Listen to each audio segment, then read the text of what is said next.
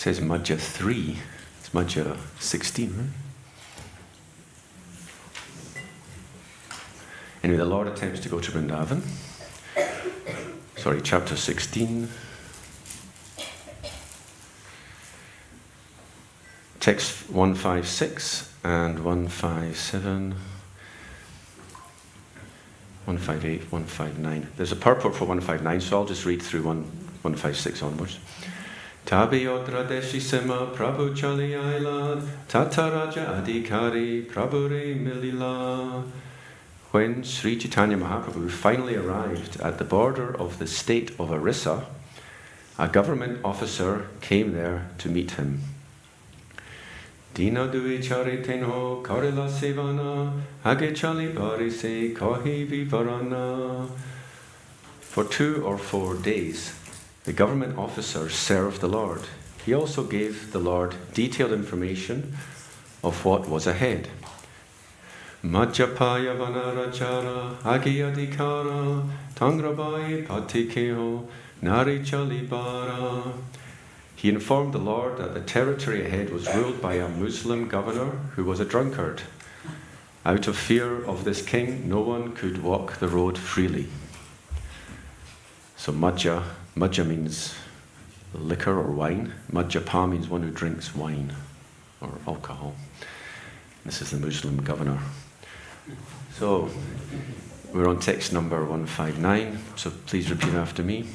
Pichalada paryanta sabatanra adhikara tanrabai nadikeho hoitinari para. Pichalada paryanta sabha tanra adhikara Tanrabai nadikeha hoiti nari para.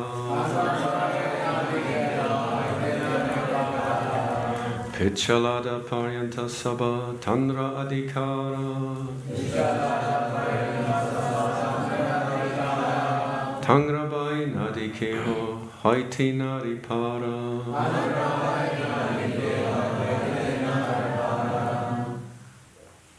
Vichalada paryanta sabha tanra adhikara Tanra bhai nadikeha hoite nare para. Vichalada paryanta sabha tanra adhikara Tanra bhai nadikeha hoite nare para.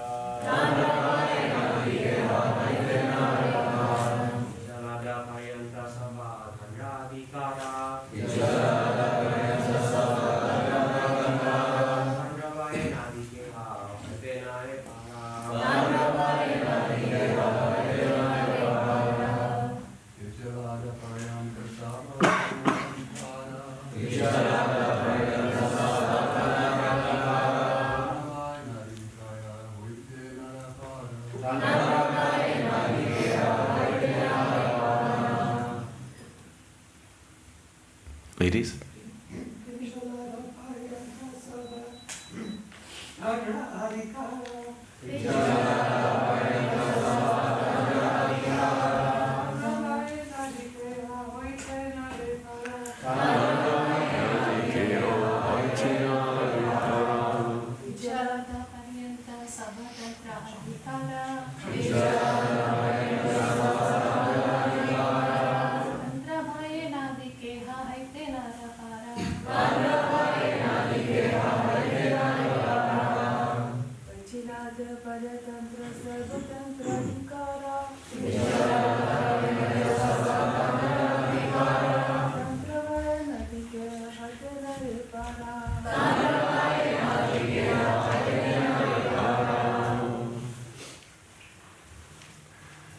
Okay, word for word. Pichalada, the place named Pichalada. Paryanta, up to. Sabha, everything. Tangra, of him. Adhikara, under the authority. Tangrabaye, because of fear of him. Nadi, the river. Keha, anyone. Hoite, to cross. Nare, not able. Para, to the other side. Translation and purport by His Divine Grace Srila Prabhupada. Srila Prabhupada ki. The jurisdiction of the Muslim government extended up to Picchalada. Due to fear of the Muslims, no one would cross the river. Please repeat. The jurisdiction of the Muslim government extended up to Picchalada. Due to fear of the Muslims, no one would cross the river. Purport. During the old days, Picchalada was part of Tamaluka and Bengal. Picchalada is located about 14 miles south of Tamaluka. The river Rupanarayan is well known in Tamaluka, and Picchalada was situated on the bank of the Rupa Narayan River. Picchalada Paryanta Sabha Tanra Adhikara Tangrabaye Nadi Keho Haitinari Para. The jurisdiction of the Muslim government extended up to Picchalada. Due to fear of the Muslims, no one would cross the river.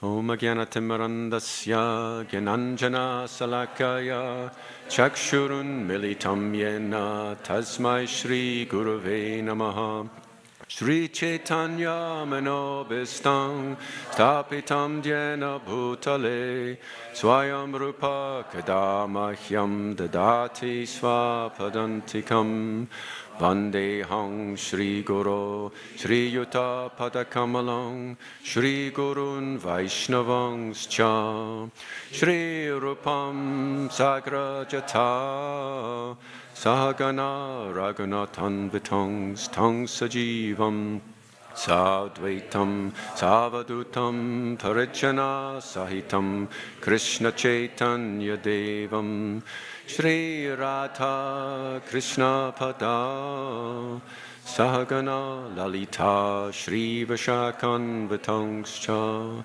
He Krishna Karuna Sindhu Dinabando Jagatpati Gopesha Gopika Kanta Ratha Kanta Namostute Tapta Kanchana Gaurange Radhe Vrindavaneshwari Vrishabhanu Sute Devi Pranamami Hari Priye Vanshakalpa Tarubhyascha Kripa Sindhubhya Evacha Dhanam Pavanibhyo Vaishnavibhyo Namo Namaha Jai Shri Krishna Chaitanya Prabhu Nityananda Shri Advaita Gadadhar Shri Vasadi Gaura Bhakta Vrinda Hare Krishna Krishna Krishna Hare Hare Hare Rama Rama Rama Hare Hare. So I'm very grateful for the opportunity to speak on this very elevated literature, even though I am not qualified. It's like the dwarf trying to catch the moon. That's the analogy that's sometimes given. So I feel like the dwarf trying to reach up to the very elevated spiritual topics of Chaitanya Charitamrita and very unqualified. But I request all your blessings, especially blessings of Guru Chanapadma Mataji. He's very supportive of this community, and I very much appreciate her words of wisdom to me. Thank you. I was reflecting on the contrasting consciousness between the king and Lord Chaitanya. So Lord Chaitanya is experiencing the highest mellows of devotion. He is Krishna himself. Na Chaitanya Krishna's Jagati Paratatvam Param Miha. There is no higher truth than Lord Chaitanya, who is non-different from Krishna. And Radha Bhava Jyoti Suvalitam Naumi Krishna Svrupam. Lord Chaitanya is coming to relish the mellows of Radharani. So he is Godhead himself, relishing the position of Radharani. And so we can't even comprehend. We can only imagine what the depth of that love is. So this is the highest type of consciousness. Now, as devotees, we can experience a drop of this consciousness, and that drop will overwhelm us. We will become flooded in love of God, because we are the Anu Chaitanya. Lord Chaitanya is Vibhu Chaitanya, meaning he is Vishnu Tattva. He is the Vishnu consciousness. And we are Anu Chaitanya, means we are minute consciousness. And it's said that if we just experience a drop of love of God, we'll become submerged in ecstasy. Sri Sri Radha Gokulananda Ki Jai. And if we then compare that consciousness to the consciousness of the Muslim king, we see a contrast because he's a drunkard. It's said in the Bhagavad Gita, Jayato Vishayam Pumsa, Sangas Te Shupajayati, Sangat Sanjayate Kama, Kamat Krodo Bijayati. By contemplating the objects of the senses, one develops attachment. From attachment comes lust, and from lust comes anger. So it's common knowledge that drunkards tend to be angry people. One of the reasons why alcohol is forbidden is because generally it's the men actually, if the man of the household becomes an alcoholic, he can become very angry and he can be violent to his family members, it can break up the family. So we see this as the path to hell through contemplation of the objects of the senses. In this case it's alcohol. One develops attachment. And so far so good, there's no harm done there. Then from that attachment comes lust. Okay, one starts to hanker for the liquor. Still, it's not destructive. But then comes the anger, the frustration, leads to violence, and we see the destruction, you see. So, now, it's interesting, we have to be very careful how we approach the Muslim religion. Prabhupada says that the Quran is bona fide scripture. Of course, when Mahaprabhu spoke with the Chandkazi, the Chandkazi's heart was melted, and he actually came to the realization, actually there are certain parts of the Quran are not perfect from the point of view of Sanatana Dharma, from the point of view of Akaitava Dharma. You see, the Bhagavatam begins with this phrase, Dharma Projita Kaitavatra. We give up the Kaitava Dharma, we give up the cheating religion. So the opposite is Akaitava Dharma, which is the same as Sanatana Dharma, or Paradharma, or Shuddha Bhakti. Shuddha Bhakti means pure devotional service. So the Chandkazi, he realized, yes, there are parts of our scriptures that are not the highest teachings because they are pravritti, they are for materialistic people. So when we have teachings for materialistic people, these teachings may not be perfect in and of themselves. So there was some discussion about cow killing. The Chandkazi was talking about, we kill. It's sanctioned in the Quran. And he even challenged Mahaprabhu and he said, there's cow killing sanctioned in the Vedas too. And what was Mahaprabhu's reply? Who remembers? What did he say in response to that?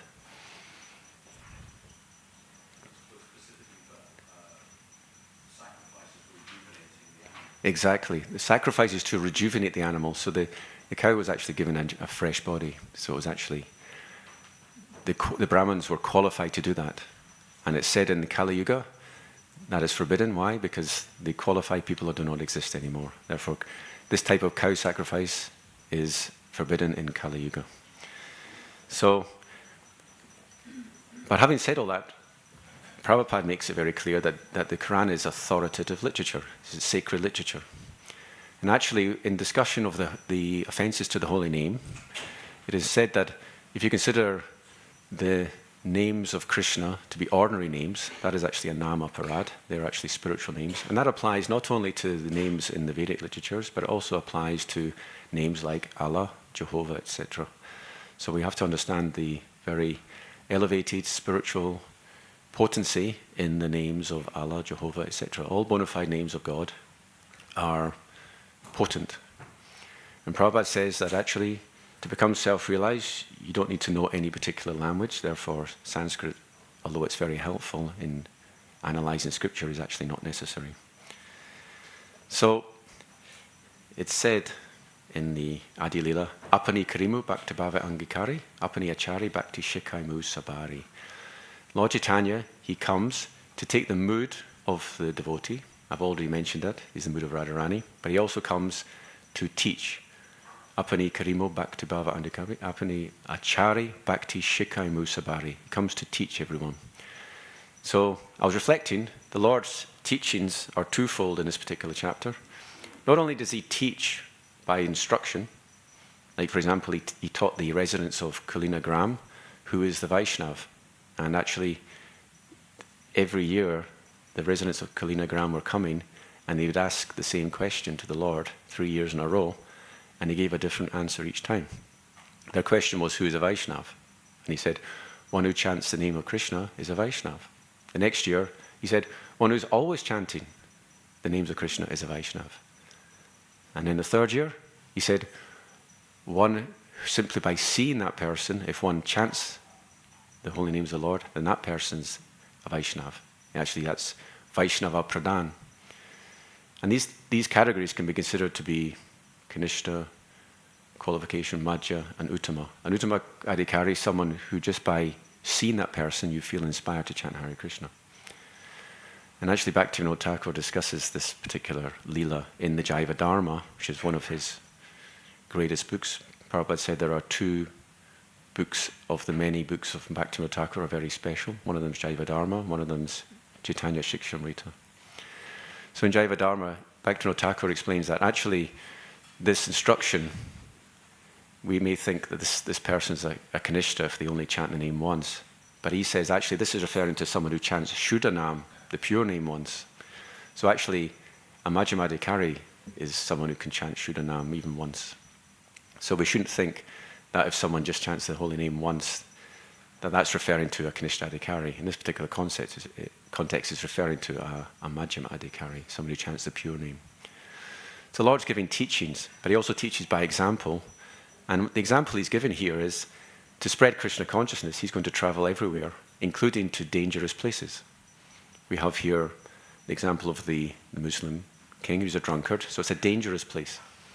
Actually, because the Lord is within everyone's heart, he's able to transform the Muslims. And actually what we'll find out as this pastime develops, we'll find out that these Muslims, the messenger comes and then the messenger becomes intoxicated with love of God. The king becomes very eager to meet this great saint because his reputation is spreading throughout the kingdom.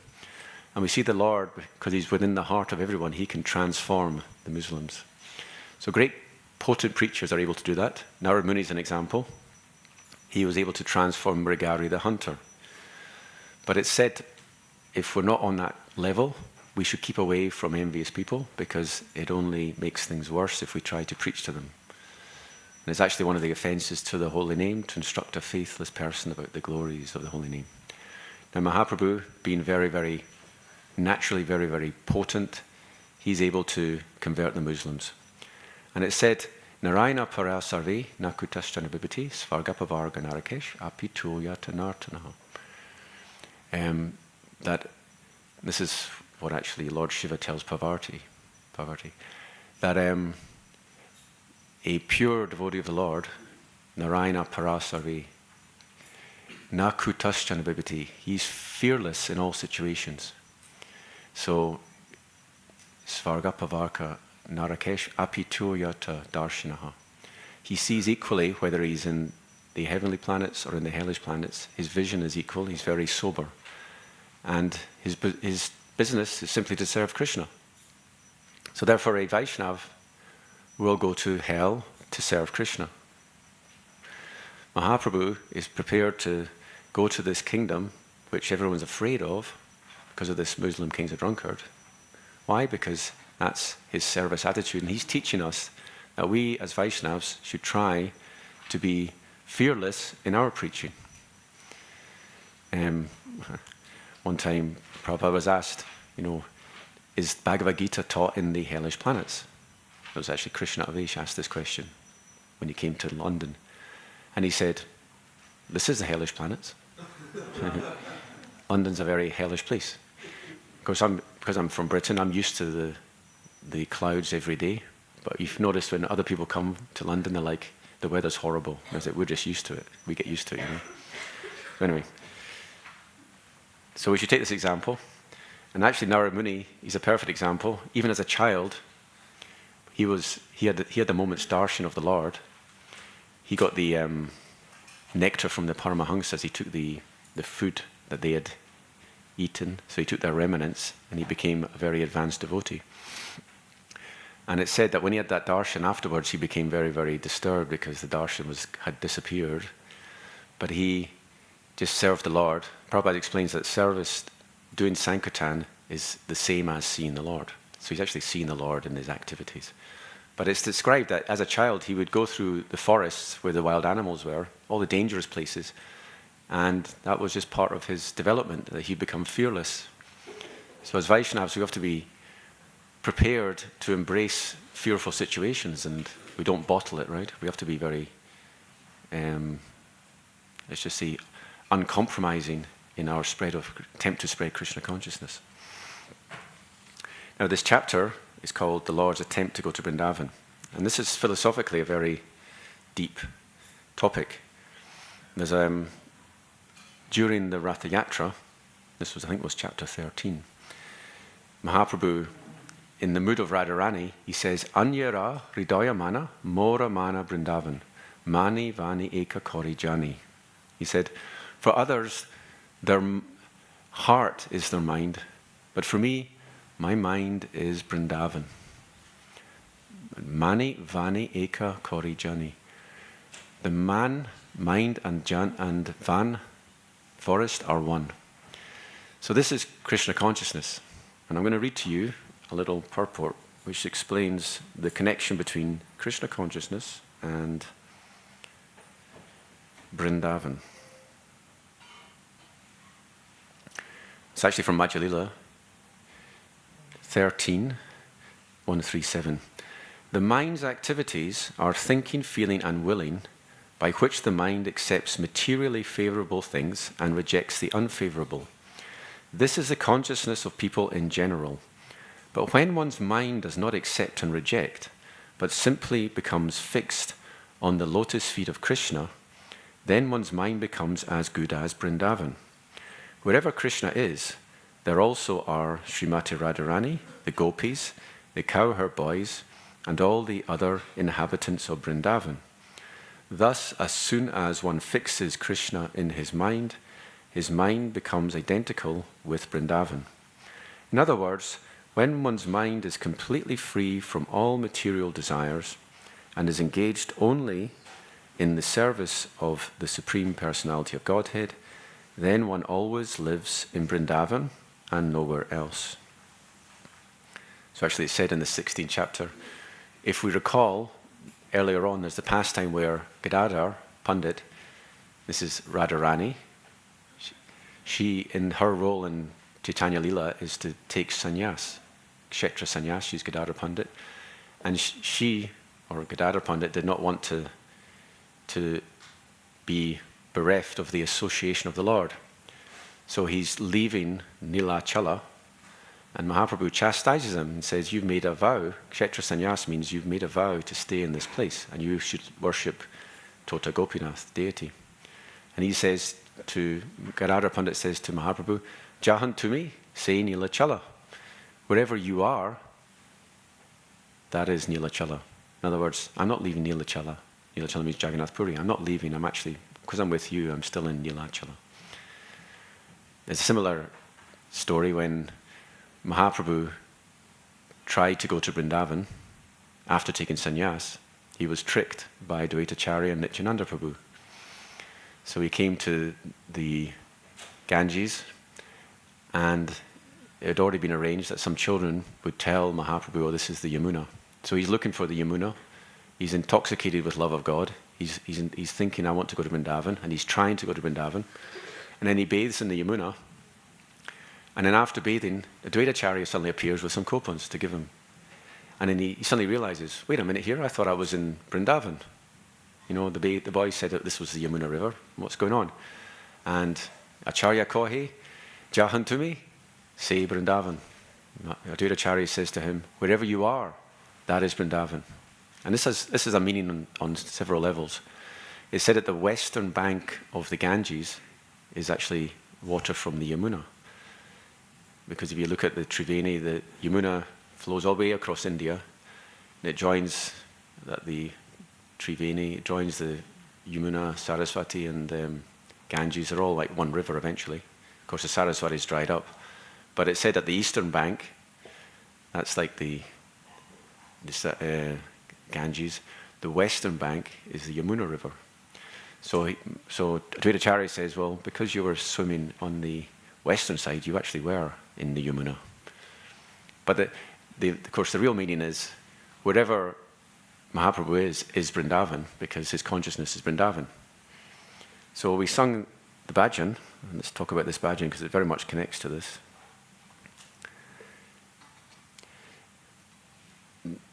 The path to Vrindavan consciousness is nicely described in this bhajan by Narottam Das Thakur. So it begins with, we need some wealth. To make spiritual advancement, we need some currency. And what is that currency? It's lauyam, or greed. Krishna bhakti rasa bhavatamati kriyatam yadi kutopi labhati tatra lauyam apimoyam ekalam janmakati sukritarna labhyati.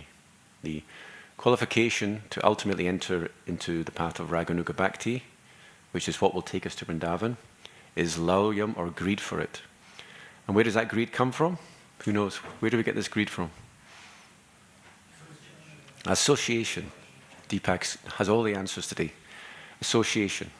Brahmandi Brahmatikon Bhagyavanjiv Guru Krishna Pasadi Pai Bhakti Lata Beach. If we receive the seed of devotional service, and in particular, we receive the seed from Ragatmika Bhakta, someone who has developed their love for the Lord in the mood of one of the residents of Vrindavan, then that it becomes our currency.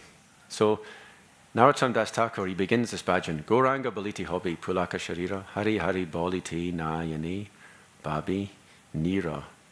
When will that opportune moment come to me, when there will be shivering of the body as soon as I chant Lord Gauranga's name?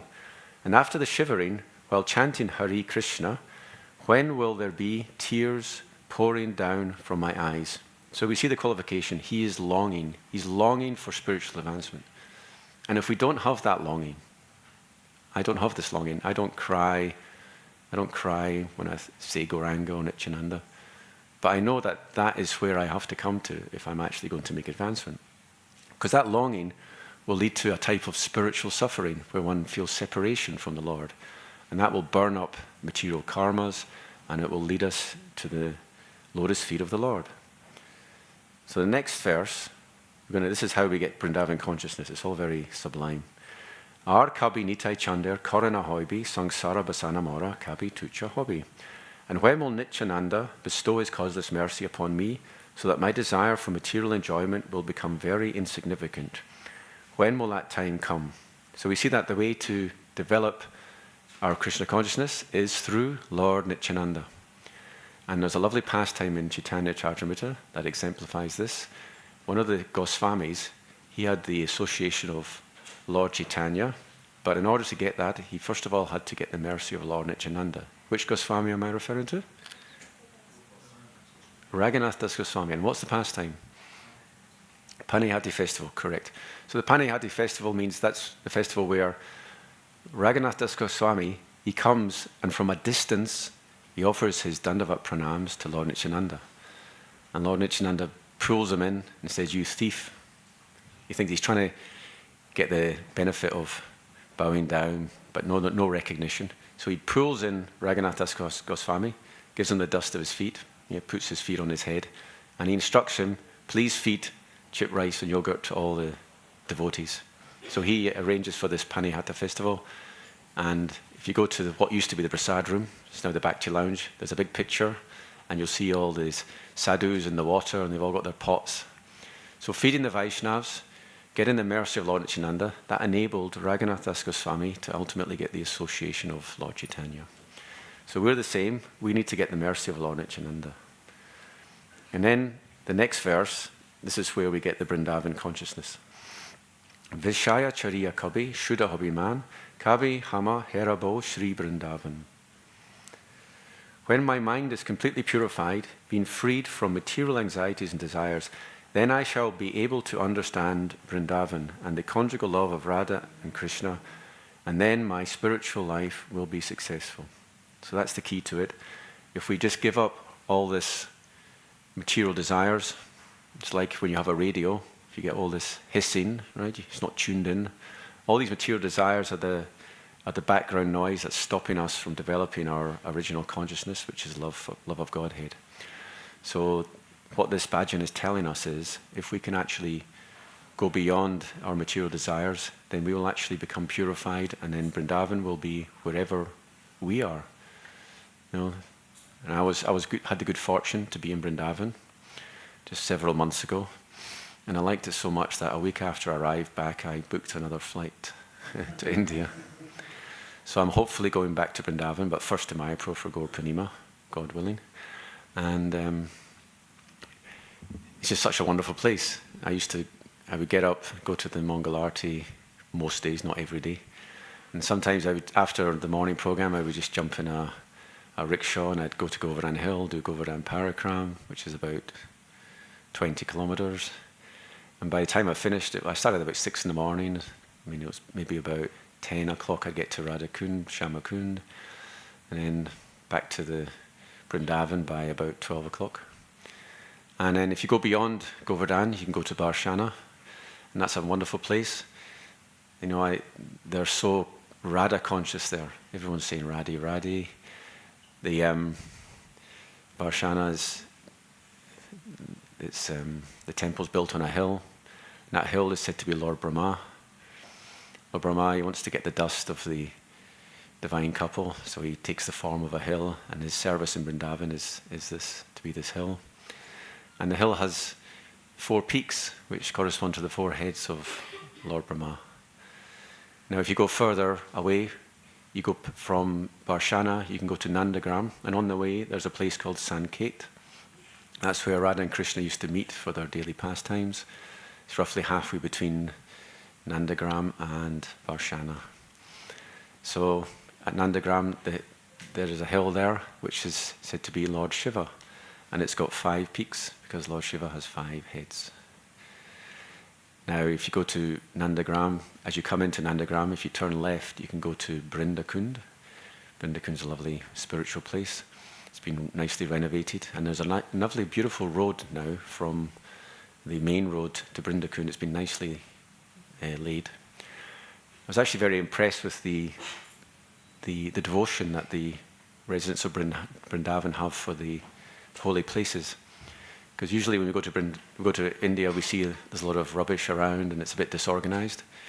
But what I noticed was every morning, the Brijbasis are sweeping the path, Parikram Marg on Govardhan. So as you go for a walk around Govardhan Hill, even in the morning, you find that the paths are very beautiful. They'll all be nicely brushed.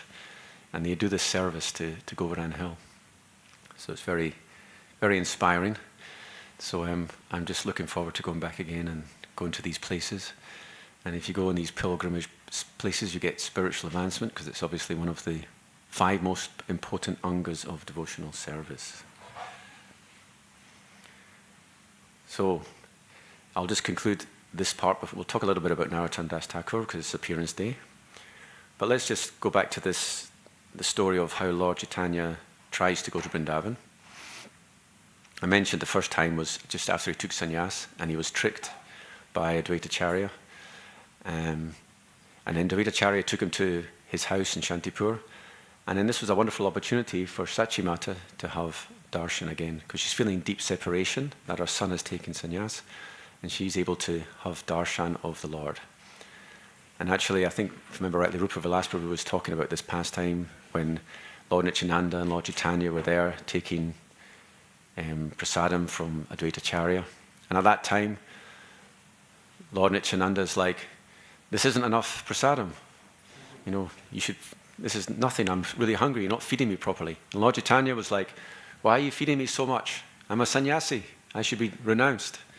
So he couldn't, Advaitacharya, whatever he did, he was going to get criticized.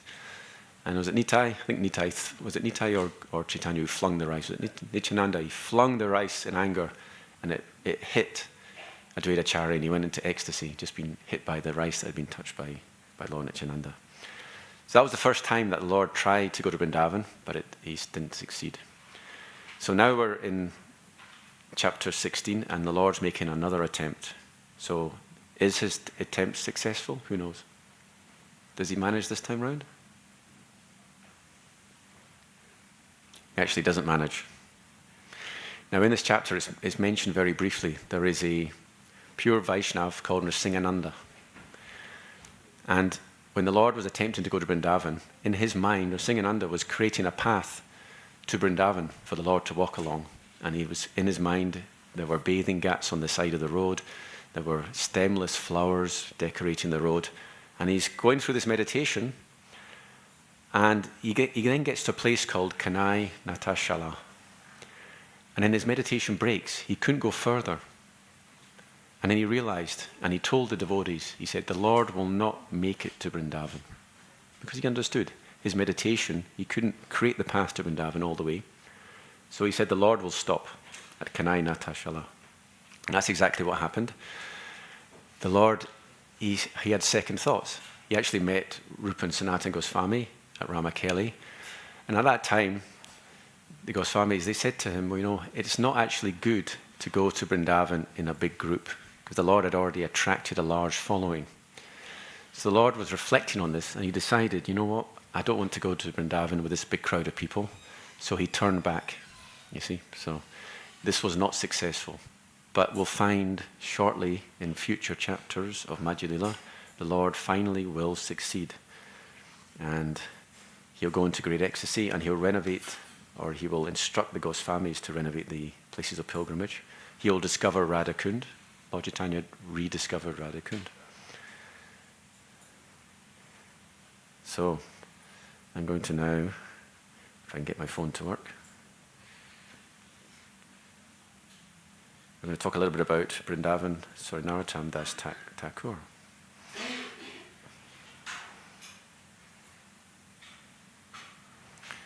There's a lovely biography, and it's from ISKCON Desire Tree, but it's too long to give the whole thing. But I'll just say a few things about Narottam Das Thakur. I'll just read some parts of this. He was a brahmachari for his entire life and visited all the places of pilgrimage. He was on the highest platform of devotional attachment. That's a little statement from Bhakti Ratnakara. So, who is Narottam Das Thakur in Krishna's Lila? Does anyone know this? This is a tough question. He's one of the Manjaris. Said to be Champaka Manjari in Krishna Lila. He eternally assisting Rupa Manjari, who's Rupa Goswami, in her service to Radha and Krishna. Champaka Manjari had the mercy on the conditioned souls of this earth and appeared as Narottam in the village of Keturi, about 12 miles from Rampur, in the Gopalpur subdivision of Rajahahi. This took place on the full moon day of the month of Magh, sometime around the middle of the 15th century of the Shaka era. So his father was known as Raj Krishnananda Datta, who was a Zamindar, and his mother's name was Narayani Devi. From his early childhood, he displayed symptoms of his future greatness. Everyone was amazed to see his great intelligence and his devotional demeanor. He was constantly absorbed in meditation on the wonderful qualities of Sri Chaitanya Mahaprabhu and Nityananda. The Lord and his associates appeared to him in his dreams. As tears poured from his eyes, Narottam would offer prayers of surrender to Sri Krishna Chaitanya, Nityananda, Advaita, and other associates of the Lord. Finally, the Lord and his associates appeared to him in a dream and consoled him with kind words. Now here's a wonderful pastime. Mahaprabhu leaves Prema behind for Narottam. So I mentioned Kanai Natashala, how the Lord went there. So it's mentioned here again. According to the Prema Vilas, when Mahaprabhu passed through Kanai Natashala, he was dancing ecstatically in kirtan. He began to call out the name Narottam. When Nityananda asked him why he was calling out this name, Mahaprabhu answered, "My Lord, you do not know your own glories. When we went to Jagannath Puri, you shed tears of divine love day after day. I managed to capture your divine love and save it. Now I wish to keep it here by the Padmavati river for Narottam Das." Mahaprabhu then went on to the Padmavati river to the place known as Kutupur, where he bathed and sang and danced in ecstasy. He then called out to the river, "O Padmavati, take my love and keep it here. When Narottam comes and bathes here, give it to him." The Padmavati required, "How will I recognize him?" Mahaprabhu answered, You will know it as Narottam, for when he enters your waters, you will overflow. The place where Mahaprabhu placed Prema for Narottam's sake was later given the name Prema Tali. When Narottam was 12 years old, he had a dream in which Nityananda Prabhu told him to bathe in the Padmavati and take the Prema which had been stored there for him. He went the next day to the Padma, and as soon as he put his foot in the water, the river started to overflow. The Padmavati then remembered Mahaprabhu's words and gave Narottam the Prema which she had been safeguarding for him. Now later on, Narottam leaves home. I'm going to discuss the initiation of Narottam Das Thakur. So who is the Diksha Guru of Narottam Das Thakur? Yes, Lokenath Lokera Jivana. We sing this line. It can mean, Lokenath could mean the Guru in general, who is the Lord of all the people, or it can mean specifically Lokenath Das Goswami, who's the Diksha Guru of Narottam. And you can go to the Samadhi of Narottam Das Thakur, Vishwanath Chakravarti Thakur, and Lokenath Goswami. And they're in one of the temples in Vrindavan. Who knows which temple it's there? They're there. Yes, Radha Gokulananda Temple. If you go there, you'll find the three samadhis are there. Beautiful places. Gokulananda Temple is one of the 7 temples. You can do, I mentioned Govardhan Parakram, that's 20 kilometers. Vrindavan Parakram is about half of that. It's a lot easier, maybe less than that even. But if you circumambulate Vrindavan, you circumambulate the 7 special temples of the Goswamis. What are the 7 temples? Radha Govinda, that's of course Rupa Goswami established the Radha Govinda temple, which is a little bit away from, it's near the center of Vrindavan, but it's not where most of the main temples are. Radha Madana Mohan temple, that is quite close to the ISKCON center. So if you do Parakram, that's the first temple you come to. And there is a replica, same size replica of that temple at Govardhan Eco Village. Anyone here been to Govardhan Eco Village? This is amazing. You'll see it's the same color of brick, it's the same height, and it's a beautiful construction. Then we have the Radha Gokulananda temple, Radha Shyamasundar temple, Radha Damodar temple. I hadn't been there for pre-COVID, the last time I was in Radha Damodar temple. When I went back, it was amazing. They've actually developed it.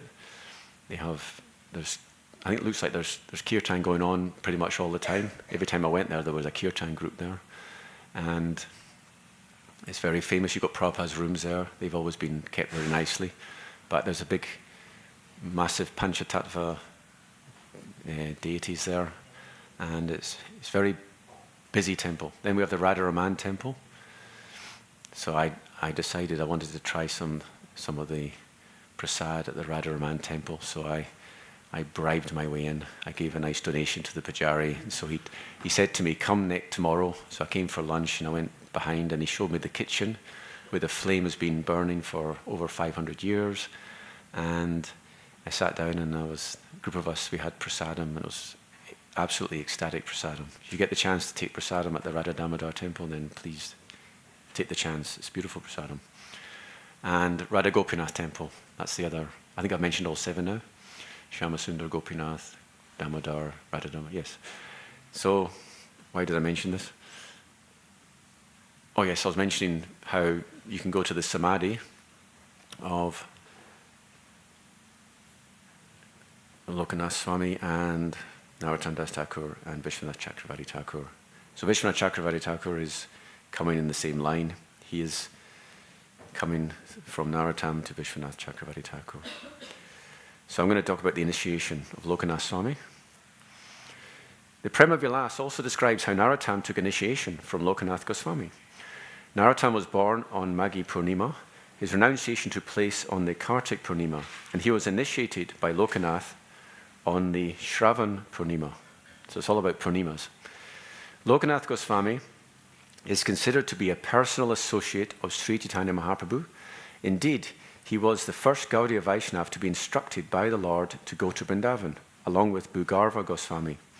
Lokanath set the standard for worship in a spirit of renunciation while in the Dham.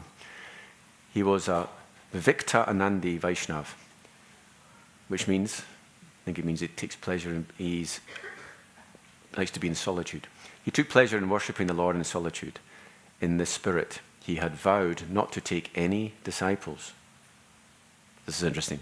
We're going to have a competition now between Narottam, who wants to take initiation, and Lokanath Goswami, who doesn't want to take disciples. Narottam Das too made a vow to take initiation from no one other than Lokanath. Though he was the son of a Raj, Narottam's desire to receive Lokanath's mercy was so great that he went in the middle of every night to clean the place he used as a toilet. He would also leave the fine earth and water for him to clean himself afterwards. This is described as follows in Prema Vilas. He went to the place where the Goswami performed his bodily functions and did a special job of cleaning it. He sifted the earth to make it fine, clean earth with which Lokanath could clean his hands. He did this as a regular service. He would hide the broom of coconut leaves in the earth and each night take them out to sweep the place. His heart filled with joy. He considered himself fortunate and his body worthwhile. He would hold the broom to his chest, repeating, "This is the power that will help me attain my Lord's lotus feet." As he said these words, he cried, and torrents of tears washed over his chest. Lokanath was astonished to see that the place was daily being kept clean. He became curious to find out who it was, and so one evening he went and hid in the jungle, chanting japa the entire night in wait for the anonymous benefactor. At midnight, he saw someone engaged in cleaning the place, and he asked him who he was. When he found out that Narottam, the son of a Raj, was doing such a filthy task, he felt embarrassed and told him to desist. Narottam, however, immediately fell at Lokanath's feet and began to cry. When Lokanath saw Narottam's humility and pain, his resolve softened and gave him initiation. Thus Narottam gave an outstanding example to the world of how one should behave in the service of one's spiritual master. So engaging in menial service to the spiritual master is a very, very powerful service. Can anyone give another example? An example from Chaitanya Charitamrita, where one devotee did menial service to his guru in old age, and as a result he received special mercy. Yes, Ishvara Puri. So when Madhavendra Puri, who brought the seed of the conjugal love, the mood of Radha Bhav Juti Suvalitam, this mood that came from the Madhva Sampradaya, coming in the line of the Madhva Sampradaya, Madhavendra Puri came and he augmented the Madhva Sampradaya. So now it's known as the Brahma Madhva Gaudiya Sampradaya, because this extra special mood of intimate service in the mood of Radharani, that was given by Madhavendra Puri. And he passed that on to Ishvara Puri, because Ishvara Puri conquered him with his loving service. When Madhavendra Puri was old, Ishvara Puri was looking after him. So he was cleaning his body. He was too old to go to the toilet himself. All this cleaning was done by Ishvara Puri. He said, "Ai dina jadra natahi matura nata kalo kadavalokyasi hridayam twadaloka kataram doita brahmyate kim karomyaham." Just when he's leaving the planet, Madhavendra Puri is chanting this very, very deep sloka, which is the seed of pure love of God. And the meaning is, it's Radharani saying, "Aye dina jayadra natahi, matura nata kadavalokyasi." She's feeling separation because Krishna's gone to Mathura, and all the gopis are feeling separation. So where are you? Mathuranath, he's known as Mathuranath Krishna, because he's gone to Mathura. Hridayam tvadaloka kataram. My heart is breaking from separation. Doita kim karamyaham. What shall I do? This is Radharani's mood of separation. And that beautiful verse, the actual meaning was understood by Ishvara Puri. In contrast, Ramachandra Puri, he was an offender. And he had the audacity to instruct his guru at that time and said, what are you doing? This is a very important time of life. You're leaving the planet. You should go beyond this lamentation. You should come to the Brahma Bhuta platform. Become free from lamentation. Brahma Bhuta prasanatma na sochate na kankshate. Sama sarve tabusheshu magvatim labate param.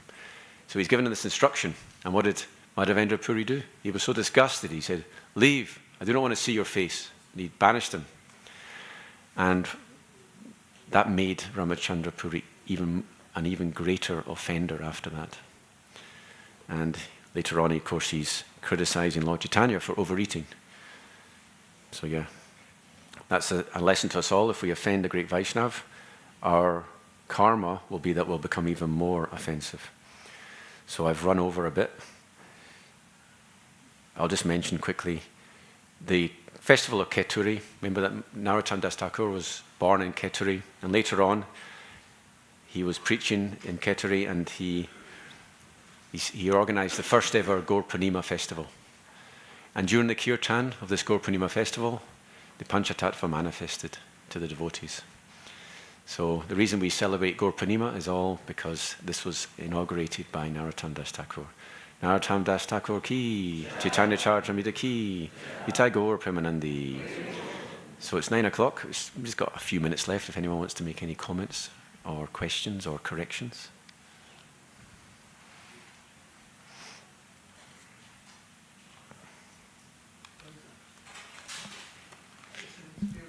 Oh, tell me, please.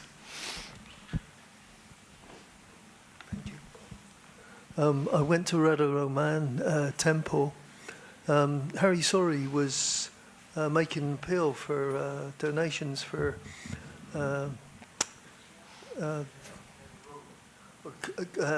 Kula Shaker. Who did all the translations? Kushakrata? Yeah, Kushakrata Das, and he was very ill with cancer. So I went there and to give him a donation. As you say, the gentleman or the president there, he allowed me to go down there, and Kushakrata Das, it was incredible. He broke down in tears, thanking me, and offered me obeisances. And I thought, oh my goodness. But then they invited me for lunch that particular day. And I'll always cherish that time. And then eventually ended up in course MVT to pass away. Yeah, so... Thank you. Yeah, okay. Kushakrata Prabhu ki jai. You mentioned Hari Sori Prabhu. So Hari Sori is Prabhu's wife, Mother Sitala. She has written a book about Narottam Das Thakur. Just to let you know, if you want to go deeper into the pastimes.